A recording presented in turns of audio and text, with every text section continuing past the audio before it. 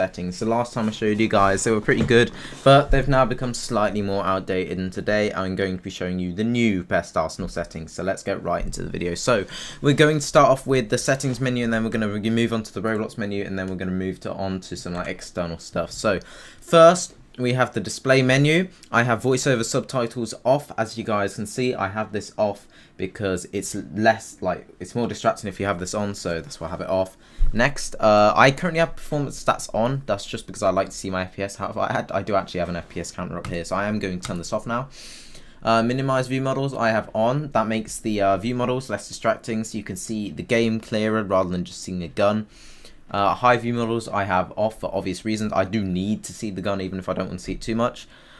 Team leader Vignetti, I still don't know how to pronounce it. Like things like materials, less distracting and therefore see.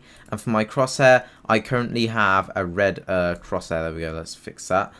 Yeah, alright, so let's move on to the graphics now. Okay guys, so here we are on the graphics. So we're going to start off with the particle quality, which we will set as off because distractions. On, it allows you to see the enemy so much better. And my enemy outline color is red. For audio, I have announcers off just so I can focus more on the gameplay. I have character vocal damage noises off, megaphones off, menu music off, mute copyright music on, but this feature doesn't work and it keeps switching itself off. Hit sound and kill sound, sorry about that guys. Hit sound and kill sound I have on the default, I believe. And next up is input. I have rocket jump with double jump off. This is because sometimes you reload are found on mobile, and for this I leave it at always auto reload, so 100%.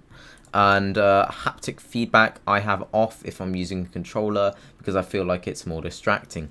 Anyway, moving on, we're going to move on to the Roblox settings here guys, and Roblox have actually added a few new settings while I've been gone. So first things first, we're doing maximum frame rate. I set this to 240. It just allows your gun to shoot as fast as it can, and it allows your game to run as smoothly as possible. Even if you're on a 60Hz monitor, it will always be useful to set this to the maximum options. It allows your gun to just shoot faster. Experience language obviously depends on what language you speak and understand.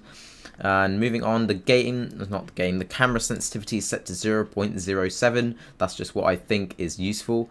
And I have my graphics mode on manual and graphics quality on 2.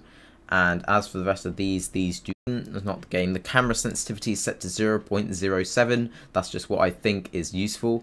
And I have my graphics mode on manual and graphics quality on the camera sensitivity is set to 0.07. That's just what I think is useful. And I have my graphics mode on manual and graphics quality on 2. And as for the rest of these do not matter. Now moving on, for my DPI on my mouse, as you guys can see,